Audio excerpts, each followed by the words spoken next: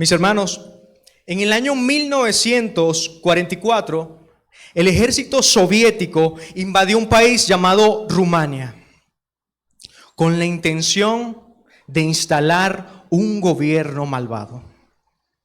En ese lugar había un pastor fiel llamado Richard Wurmbrand. Este gobierno malvado convocó a un Congreso Nacional donde debían asistir todos los grupos cristianos de Rumania. Según Wurmbrand, habían más de 4,000 sacerdotes y pastores.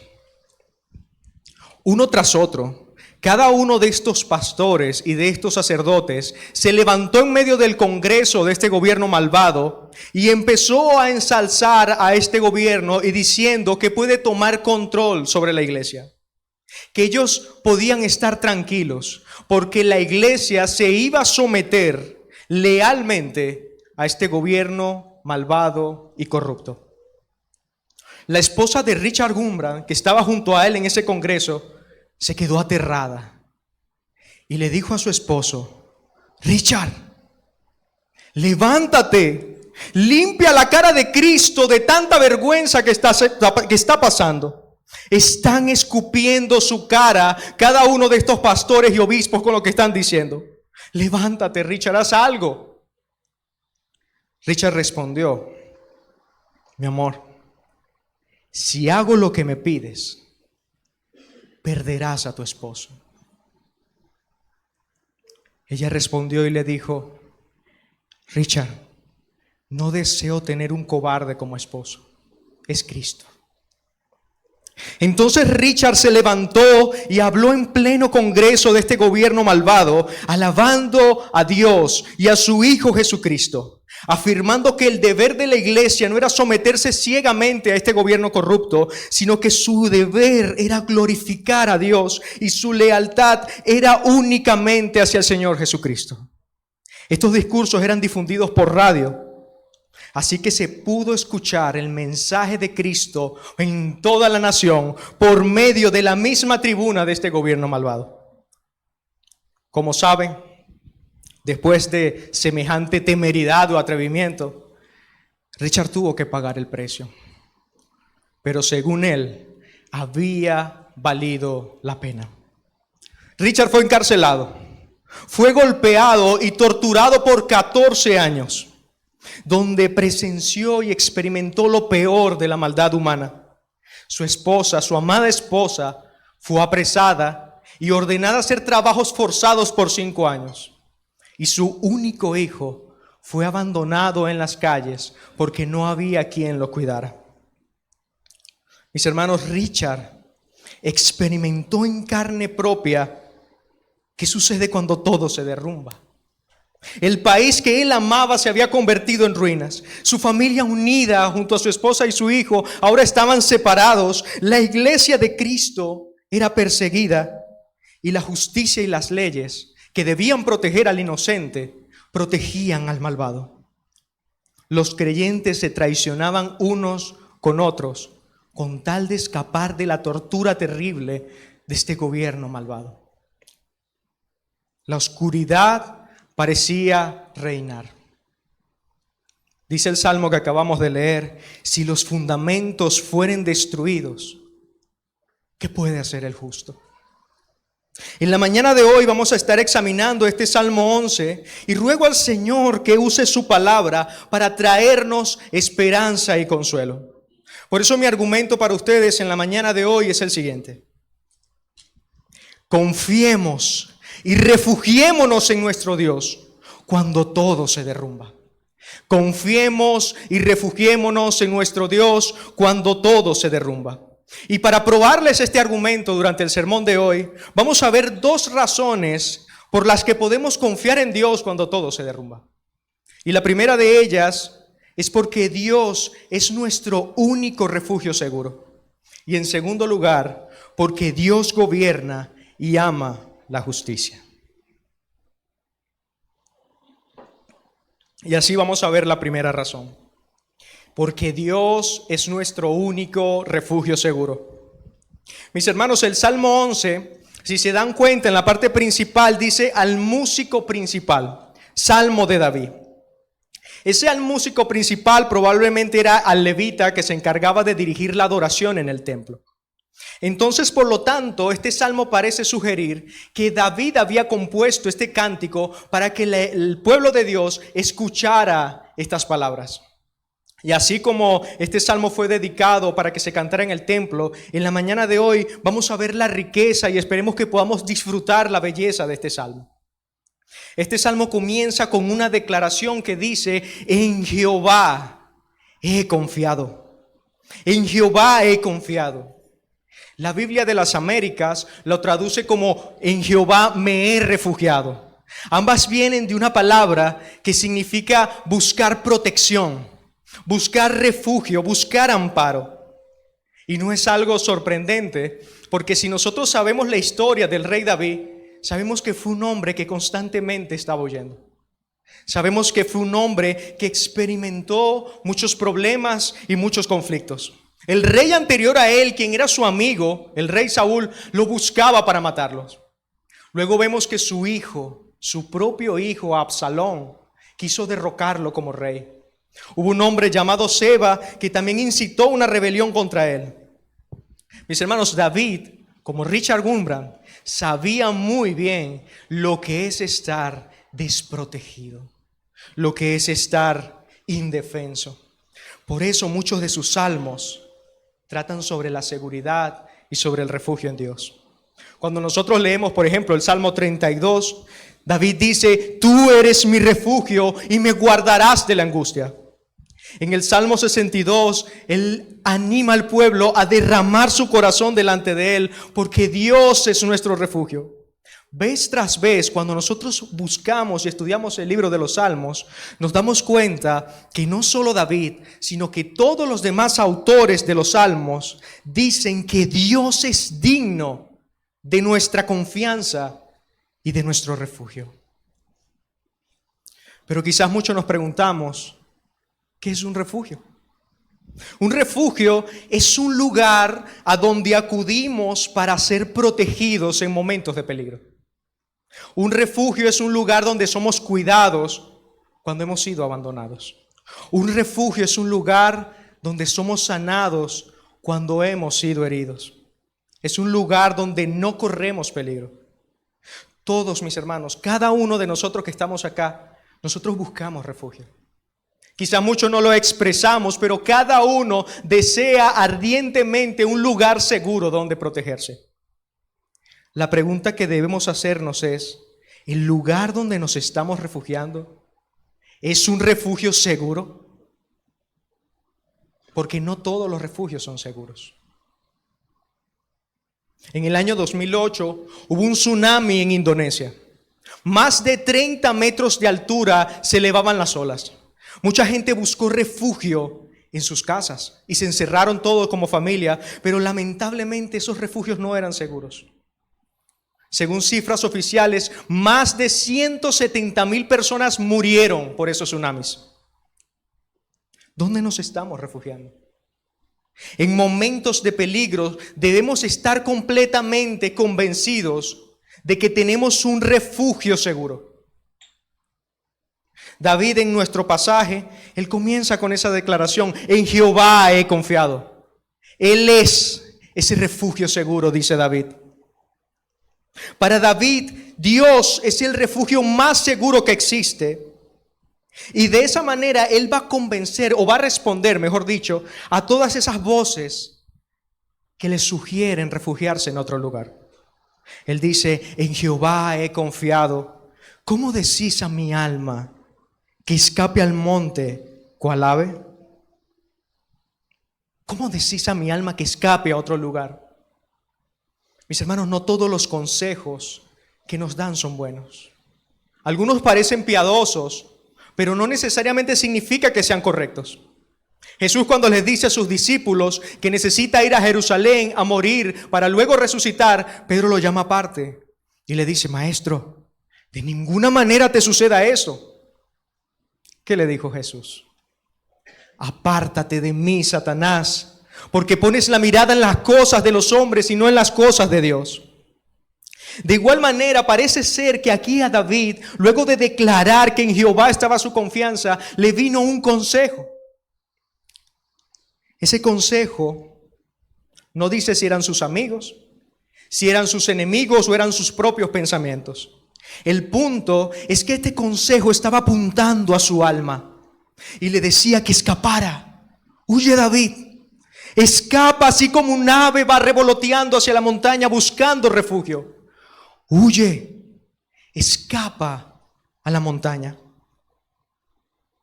Este consejo, mis hermanos, o esta voz, parece tener la intención de que David buscara refugio y confianza en otro lugar fuera de Dios. Porque el consejo viene cuando David dice: en Jehová he confiado. David tiene hasta un tono de desagrado. En Jehová he confiado. ¿Cómo puedes decir?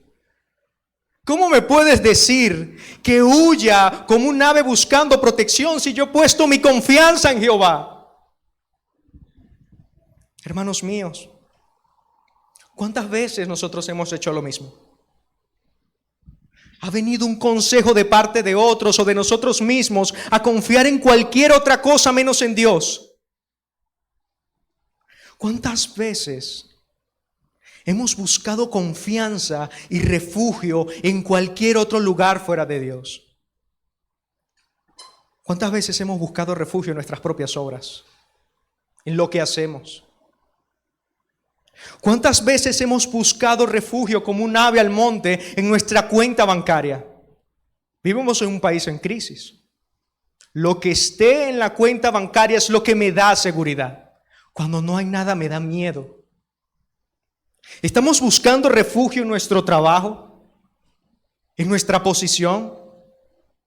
¿Estamos buscando refugio en nuestros hijos? ¿O quizás estamos buscando refugio en líderes políticos? En nuestra inteligencia, en nuestra capacidad de resolver problemas y las cosas, en ministerios o iglesias de afuera. Dios puede usar cada una de estas cosas para darnos seguridad, pero nuestra seguridad no puede venir de estas cosas, sino debe de venir de Dios quien las provee.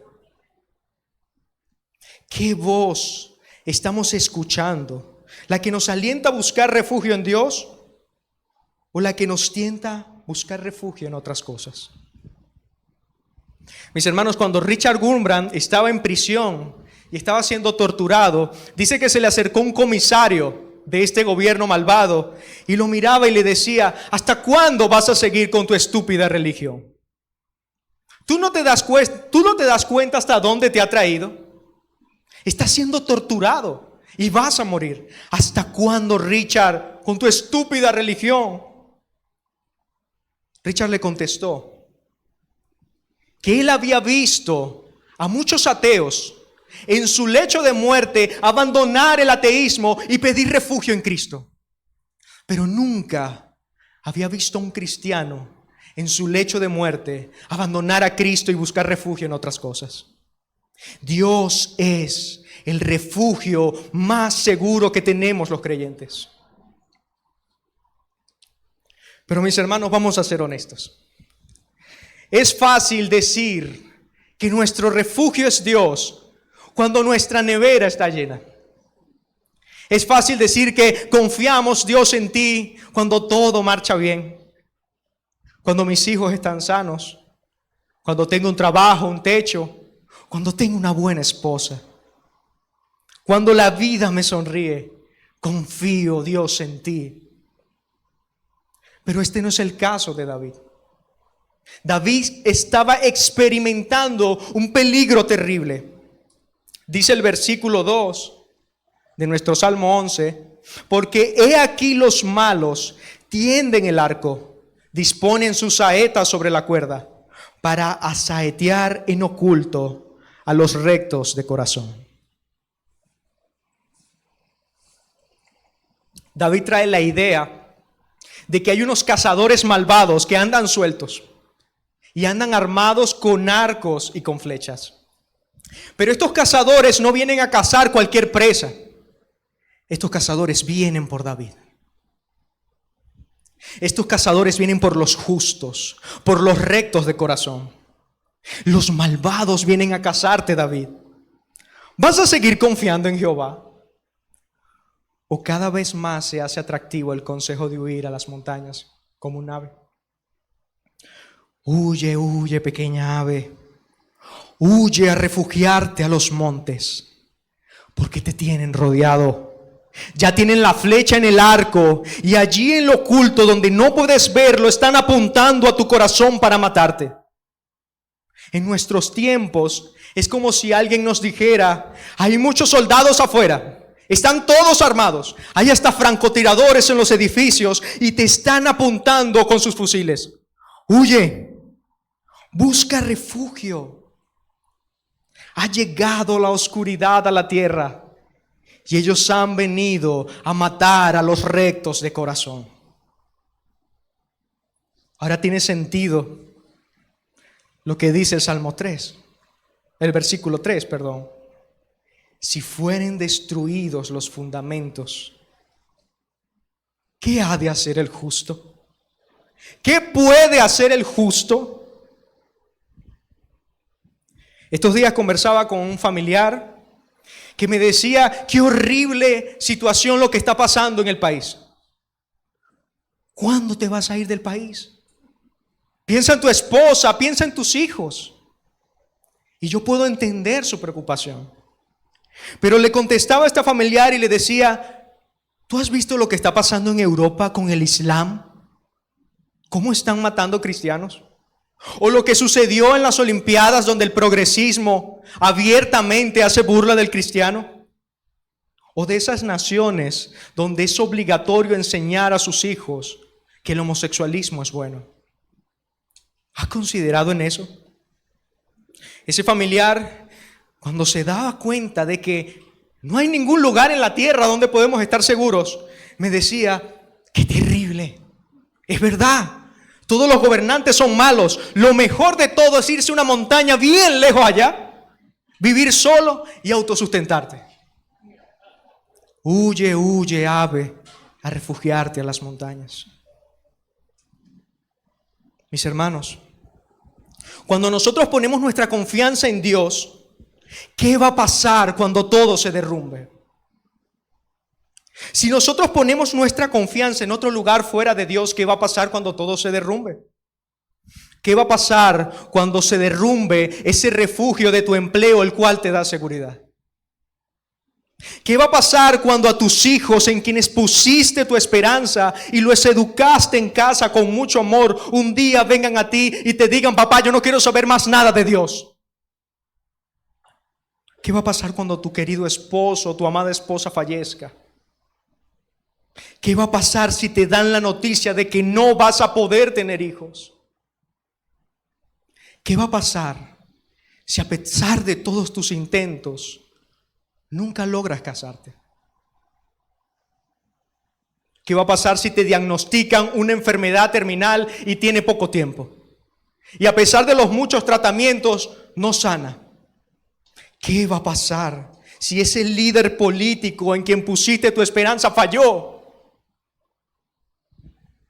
¿Qué va a pasar si Venezuela no prospera? ¿Qué va a pasar si al contrario se aumenta la persecución y como Richard nos llevan presos y dejamos abandonadas a nuestras esposas y a nuestros hijos huérfanos? Decía Richard Wurmbrand que muchas hijas de cristianos que estuvieron presos con él fueron abandonadas y nadie podía cuidarlas y terminaron prostituyéndose para poder comer. Mis hermanos, en este mundo caído, todas estas cosas pueden suceder. ¿Qué va a pasar si nuestros hermanos y nuestras iglesias amigas que nos apoyan del exterior un día dicen: ya no puedo apoyarte más? ¿Qué va a pasar si a pesar de todos tus esfuerzos, de tu lectura de la Biblia, el pecado sigue tocando a tu puerta y susurrándote y diciéndote: Dios te ha abandonado? ¿Qué va a pasar? ¿Seguiría Dios siendo tu refugio? ¿Tu confianza seguiría puesta en Él? ¿O escucharíamos o prestaríamos atención a esas voces que nos dicen: huye, huye lejos, huye como un ave a la montaña? Los fundamentos han sido destruidos. ¿Qué puedes hacer? Si no tienes a dónde acudir, si la ley y el orden, si la policía y la justicia está corrupta, si no hay lugar seguro en este mundo, ¿qué puede hacer el justo? Si no meditamos esto, si nos apresuramos a responder, muchos de nosotros diríamos, yo seguiría confiando en Dios, aunque se caiga todo. Pero la sensación de insatisfacción, la tristeza y la desesperanza que muchos creyentes manifestaron por lo que sucedió en las recientes elecciones es evidencia clara de cuál está siendo su refugio. Es evidencia clara dónde están poniendo su confianza. Y no quiero que por favor me malentiendan. No estoy diciendo que está mal o es pecado sentirte triste cuando el mal avanza. Lo que estoy diciendo es que debemos tener cuidado de no lamentarnos como aquellos que no tienen esperanza. La forma en cómo reaccionamos cuando todo se derrumba puede revelar cuáles son los ídolos de nuestro corazón. Mis hermanos, le pido al glorioso Espíritu de Dios que en este momento traiga a nuestras mentes esos falsos refugios donde muchas veces hemos puesto nuestra confianza. Esos falsos refugios que no nos dan paz verdadera, que nos dejan ansiosos, que nos llevan a la depresión. Y que luego de que hayamos considerado cuáles son esos falsos refugios, podamos ahora mirar nuevamente esa declaración del salmista: he puesto mi confianza en Jehová. Quiero persuadirlos a poner la mirada en el verdadero refugio, en aquel que es inconmovible. Como dice el Salmo 46 que leía nuestro pastor, pues Dios es nuestro amparo y nuestra fortaleza. Él es nuestro pronto auxilio en las tribulaciones. No temeremos, aunque la tierra sea removida y se traspasen los montes al mar, y aunque bramen y se turben las aguas y tiemblen los montes a causa de su braveza, no temeremos. La misionera Corrie ten Boom, quien sufrió también esclavitud y tortura en la Alemania nazi y estuvo presa por muchos años, ella decía lo siguiente: si miras al mundo, te angustiarás. Si miras dentro de ti, te deprimirás. Pero si miras a Cristo, encontrarás descanso en medio de los problemas. Mis hermanos, confiemos y refugiémonos en nuestro Dios cuando todo se derrumba, porque Él es el único lugar seguro.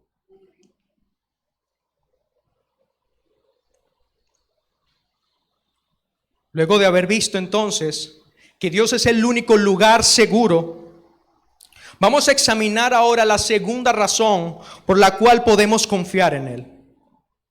La segunda razón por la que podemos confiar y refugiarnos en Dios cuando todo se derrumba es porque Dios gobierna y ama la justicia.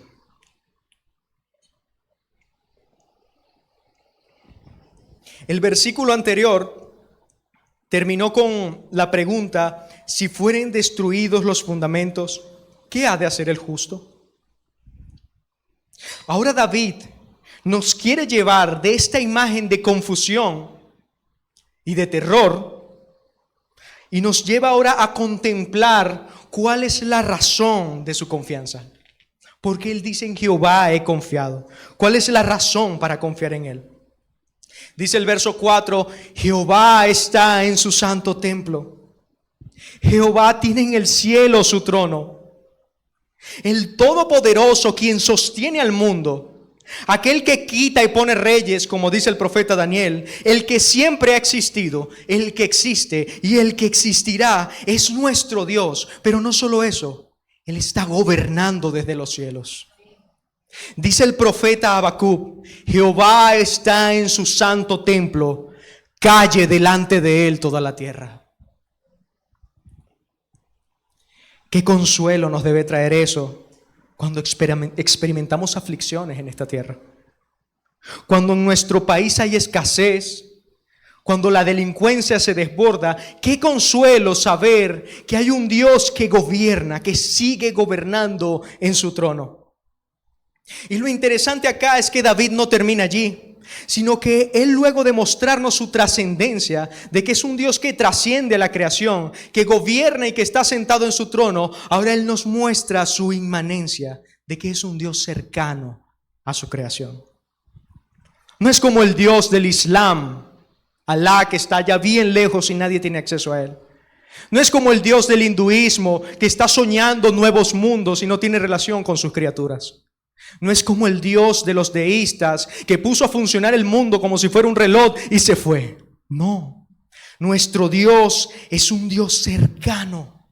A pesar de que gobierna sobre todas las cosas, Él es un Dios cercano. David nos dice en el versículo 4 que sus ojos están viendo, que sus párpados están examinando a los hijos de los hombres.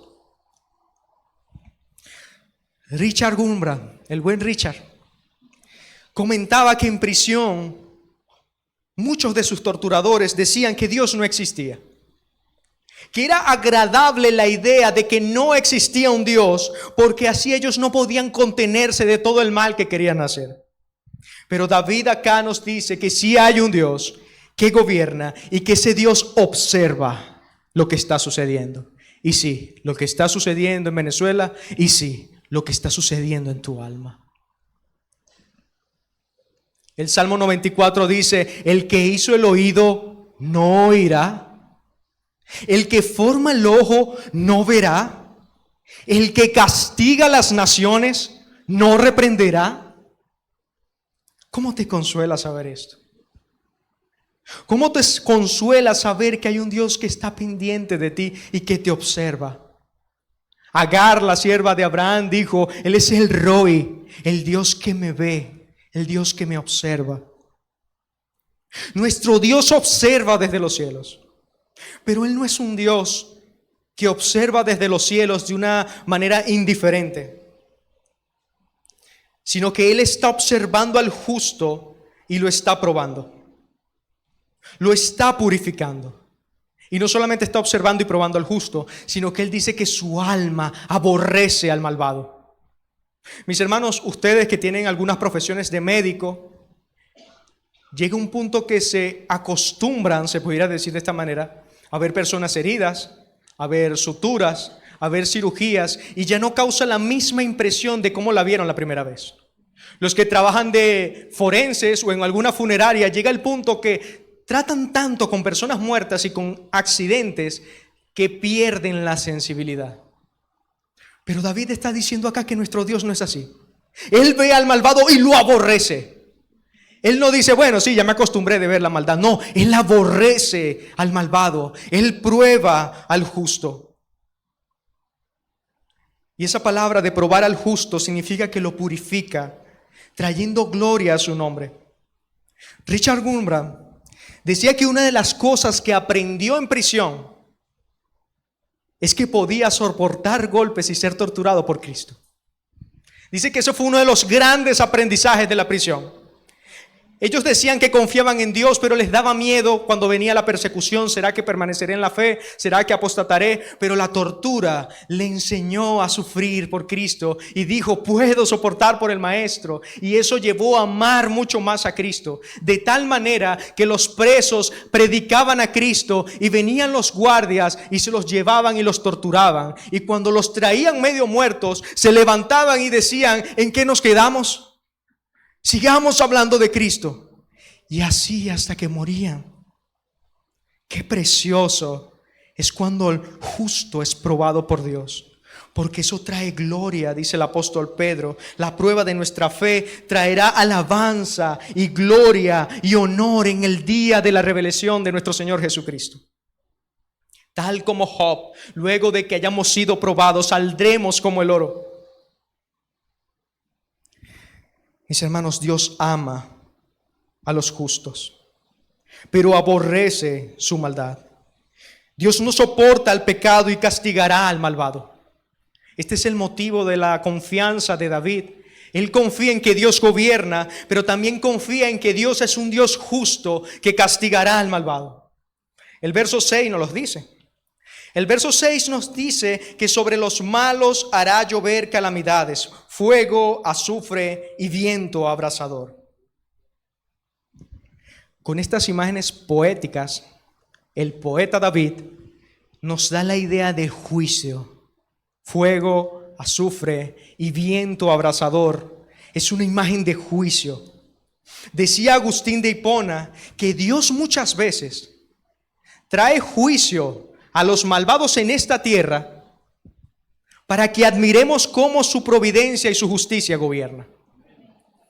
Pero Agustín de Hipona también decía que muchas veces Dios no trae juicio a los malvados en esta tierra para recordarnos que hay un juicio futuro reservado para ellos.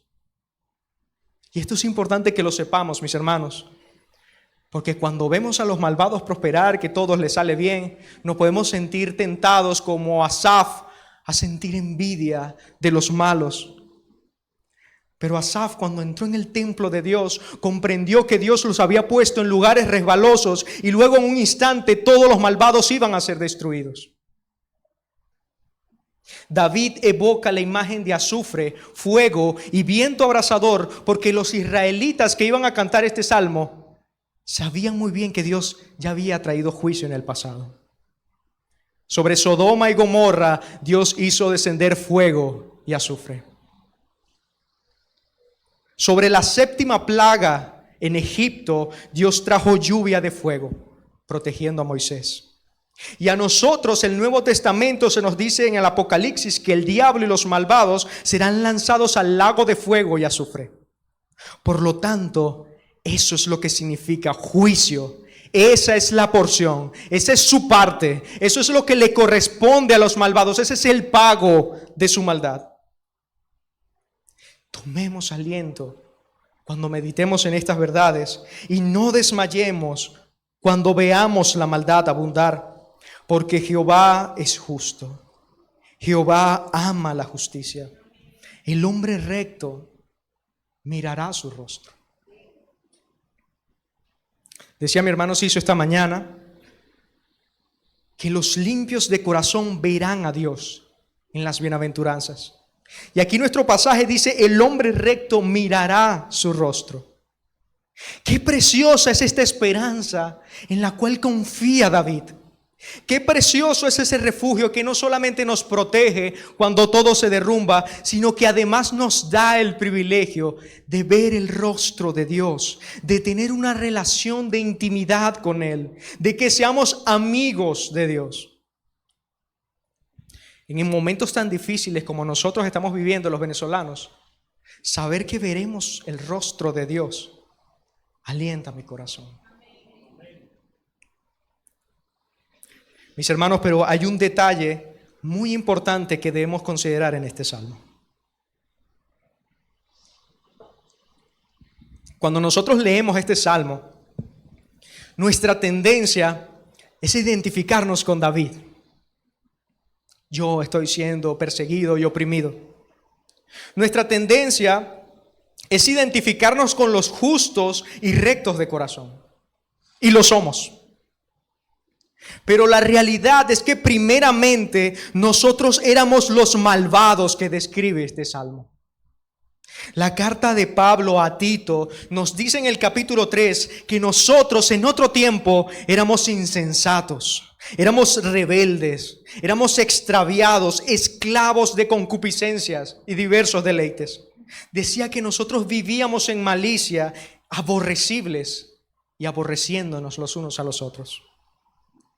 Como dice Pablo a los Efesios, estábamos sin Dios y sin esperanza en el mundo. Solamente estamos esperando ese día de la ira para recibir el fuego y azufre y el juicio que Dios va a traer a los malvados. Pero Dios, aquí cambia la historia, pero Dios, que es rico en misericordia, que gobierna y que nos ama, Él envió a Jesucristo el justo. Y ese Jesucristo, nuestro Señor el justo, vivió una vida perfecta que ni tú ni yo hemos vivido. Cristo se deleitaba en la ley de Jehová. Su vestido era la misericordia. Él amaba la justicia y Él vino a este mundo con el propósito de salvarnos. Él nos amó profundamente y no quiso que pasáramos la eternidad en el infierno. Y esa copa que está llena de la ira de Dios, del juicio de Dios que van a recibir los malvados, Él la tomó y la bebió toda por ti y por mí. Esa copa que era nuestra, que era justamente nuestra, que merecíamos beberla, que merecíamos ser castigada, Él la tomó hasta el final. El justo, bueno y santo de Dios murió como el ser más despreciable del mundo. Él recibió el castigo que merece todo asesino, todo violador, todo corrupto, todo malvado. Él recibió el castigo de la ira de Dios debido a nosotros, los despreciables. ¿Alguna vez has visto a alguien tan malvado, tan corrupto, que quisieras que la ira de Dios cayera sobre ellos? Eso éramos nosotros, mis hermanos. Pero Cristo murió en nuestro lugar y nos dio un nuevo nombre y nos llamó justos. Aquel que convirtió al asesino Saulo en el ferviente Pablo. Justos. Fue una declaración legal de parte de Dios. Él fue llamado pecador porque llevó nuestros pecados, pero nosotros fuimos llamados justos porque su justicia fue puesta sobre nosotros. Esa es la preciosa doctrina de la doble imputación. El creyente es visto delante de Dios con la justicia de Cristo y Cristo recibió el castigo que tú y yo merecíamos. Para ilustrarlo de una manera más sencilla, Richard Gurman decía que él tenía un compañero pastor, colega junto a él en las prisiones. Decía como habían metido tantos cristianos presos y los torturaban, ellos los llamaban por nombre para que vinieran, fueran torturados y se iban. Pero como había muchos cristianos presos, los guardias no reconocían quién era quién. Entonces cuando llamaban por nombre para torturar, José, venía este pastor para ser golpeado. Cuando decían Luis, este pastor levantaba la mano y decía, yo soy Luis. Y iba otra vez a ser golpeado. Cuando decían Marcos, este pastor se levantaba y decía, yo soy Marcos. Y así fue recibiendo el golpe y la tortura que cada uno de los presos recibía. Y esto fue de gran testimonio. Y fue tan impactante que muchos guardias se convirtieron a Cristo. Y decían, eso fue lo que Cristo hizo por mí. Esa fue la doctrina preciosa de la justificación. Por la justicia que fue puesta sobre nosotros, somos llamados justos y rectos de corazón. Y se nos promete que veremos el rostro de Dios. La muerte y la resurrección de Cristo nos brindan un refugio seguro, no de la ira de los malvados solamente, sino de la ira de Dios que va a venir sobre la tierra. Cristo es nuestro refugio, pero Cristo también es nuestra justicia y nuestra seguridad. Bendito sea el nombre de nuestro Señor. Mis hermanos, un par de aplicaciones para terminar. En primer lugar, luego de haber visto cómo Dios es nuestro único refugio seguro y cómo Él gobierna y ama la justicia, no temas. No temas cuando todo se derrumba, porque tienes un refugio seguro. Dios mismo es ese refugio y Él es tu Dios. No hay razón para atemorizarnos cuando vemos las noticias. Cuando nos vienen con una mala noticia o con una enfermedad, no hay razón para temer el día de la ira y el día del juicio. Estamos seguros en los brazos de Jesús. Pero también, mis hermanos, no escuches voces que te lleven a buscar refugio fuera de Dios. Si es necesario que por un tiempo tengas que abstenerte de las noticias y de las redes sociales, hazlo. Reemplaza ese tiempo con lectura de la palabra de Dios y en compañía de otros hermanos que te alienten a seguir corriendo la carrera. Muchos consejos provienen de nuestro viejo hombre. Ten cuidado con lo que piensas. Predícate a ti mismo al evangelio. Alma mía, alaba a Jehová y bendiga mi ser todo su santo nombre. Afírmate en la verdad de que Dios sigue siendo nuestro refugio, incluso cuando los días son oscuros y la nación parece extraviada. En los momentos de escasez, recuerda que Cristo es nuestro proveedor y Él mismo es la provisión de Dios. Frente a la inflación, donde nuestro dinero pierde cada día valor, recuerda que tenemos valor delante de Dios y que Él es el que nos sostiene. Y ante la crisis política, recuerda que hay un Dios que gobierna sobre los cielos y que tiene cuidado de todas las cosas e incluso las ha decretado para nuestro bien. También, mis hermanos, se encuentra consuelo en saber que Dios castigará a los malvados. A veces cuando vemos que el mal prospera y que los malvados abundan, escuchamos esa voz que viene a nosotros y nos dice que Dios no está viendo lo que está pasando, que Dios está castigando a los inocentes. Pero nos equivocamos. La única vez que Dios castigó a un inocente fue en la cruz del Calvario, y fue por tus pecados y por los míos. También busquemos obrar justamente. Recuerda que somos los rectos, somos los justos. Cristo nos ha dado su justicia, ahora somos los representantes de Dios en la tierra. Busquemos formas de expandir el reino de Dios y que vengan tiempos justos a nuestra nación. ¿Recuerdan Richard Wurmbrand? Luego que salió de prisión, fundó lo que se conoce como el Ministerio de la Voz de los Mártires. Un ministerio internacional que ayuda a los cristianos de todas partes del mundo que han sufrido y que sufren hasta el día de hoy persecución. Miren cómo Dios se lleva toda la gloria, que usó los sufrimientos y probó a Richard para que su reino sea expandido en todo el mundo. Recuerda también que el mal y las puertas del infierno no prevalecerán contra la iglesia. Eso es una realidad. Cristo mismo lo dijo. Las puertas del infierno no prevalecerán contra la iglesia. Cristo es nuestro único refugio seguro. Cristo gobierna. Cristo castigará a los malvados. Pero también recuerda que la oración del justo puede mucho. Como decía nuestro pastor, Dios puede obrar por la oración de su pueblo para traer justicia y sanidad a nuestra tierra.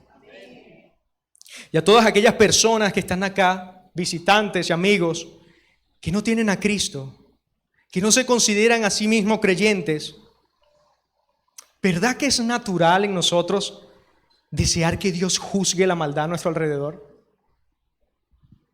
Tú también anhelas, tú también quieres que la maldad sea castigada. Tú también anhelas que los malvados paguen todo lo que hicieron. Pero no solamente debes anhelar el juicio de Dios, debes anhelar ser justo. Porque si viene el juicio de Dios, tú mismo serás destruido. Tú misma serás destruida. Porque tus pecados te separan de Dios. Tú sigues siendo esos malvados bajo la cual la ira de Dios pende sobre sus cabezas. Y en cualquier momento pagarás por tus pecados. Beberás la copa de la ira. Tus pecados te han separado de Dios. Cuando Dios venga a traer juicio, tú también serás arrojado al fuego. Mis hermanos, roguemos para que nuestros amigos que están acá en Cristo anhelen el juicio de Dios, pero que anhelen ser justos. Que luego de escuchar este sermón puedan ver que en Cristo pueden ser refugiados de la ira de Dios, que en Cristo pueden ser declarados justos. Tienen que arrepentirse de sus pecados y decirle: Señor, me rindo. He puesto mi refugio en otras cosas fuera de ti. He tratado de expandir mi propio reino. Te he rechazado, pero ahora he descubierto que un día vendrás y castigarás a los culpables, y delante de tu palabra yo soy culpable. Te pido perdón por mis pecados y permíteme refugiarme en los brazos de Cristo, porque yo también necesito un refugio seguro. Querida iglesia, recordemos entonces, cuando todo se derrumba, podemos confiar y refugiarnos en Dios, porque Él es el único refugio seguro y porque Él gobierna y ama la justicia. Vamos a orar. Señor, te doy gracias por tu palabra. Es tu palabra la que nos da consuelo, la que nos da alegría. Es tu palabra por la cual podemos encontrar paz y dulzura aún en medio de las circunstancias más difíciles. Señor, te pido que a cada uno de mis hermanos te les reveles como el poderoso profeta que eres, según enseñaba mi hermano esta mañana. Y que tu palabra obre en sus corazones de tal manera que puedan venir a ti como sacerdote y confesar sus faltas y sus pecados y pedirte a ti como rey que gobierne sobre ellos. Señor, tú eres nuestro refugio. Cuando los fundamentos caen, ¿qué puede hacer el justo, Señor? El justo puede venir y confiar y refugiarse en ti. Gracias te doy, Señor. Permítenos tener un tiempo de comunión en el nombre de Jesús. Amén.